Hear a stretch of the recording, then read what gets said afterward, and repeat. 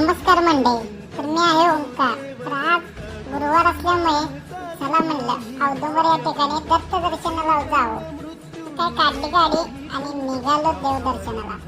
मग काय गाडीवर तनिक पुढे बसल्यामुळे तर लयच खुश झाले आणि त्याचं नखरच चालू झालं, तुम्ही पाहू शकता.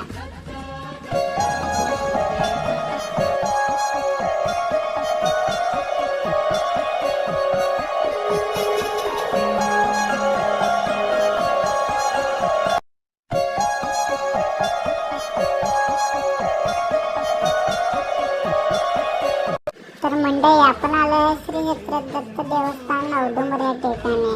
तर आज आहे गुरुवार, त्यामुळे दत्त दर्शनासाठी गर्दी तर भरपूर होती. तुम्ही पाहू शकता, गाडी लावायला सुद्धा जागा नव्हती. आमची तन्वी तर तुम्ही पाहू शकता, कुठं तर फिरायचं म्हणलं लगेच तयार असते. मग काय, आम्ही गेलो आत आणि दत्त दर्शनासाठी रांगेत उभं राहिलो. त्यानंतर आम्हाला दर्शन लगेचच मिळालं आणि प्रसन्न असं वाटायला लागलं. त्यानंतर आम्ही मंदिराची फेरी मारली आणि प्रसन्न वाटू लागला आम्हाला. तुम्ही पाहू शकता, हे कृष्णा नदी आहे. कृष्णा नदीच्या पलीकडल्या सुद्धा भुवनेश्वरी देवीचं मंदिर आहे. मंदिराला लागूनच बाल उद्यान आहे.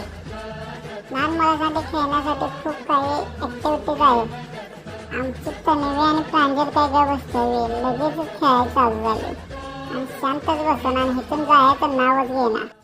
खेळून खेळून हल्ला पण लागल्या भोका. चला म्हणलं आता चटपटीत भेळ अशी खाऊया. आम्ही आलो सिद्धविनायक भेळ सेंटर येते. आम्हाला म्हणलं लगेचच ऑर्डर घ्या आणि भेळ करा. भेळ तयार करताना पाहिलं तर तोंडालाच पाणी सुटलं. मग काय, खुर्चीवर बसतात ऑर्डर पण लगेच आले. भेळ पाहून तर मी तर लयच खुश झाले. चला म्हणलं टेस्ट घेऊया.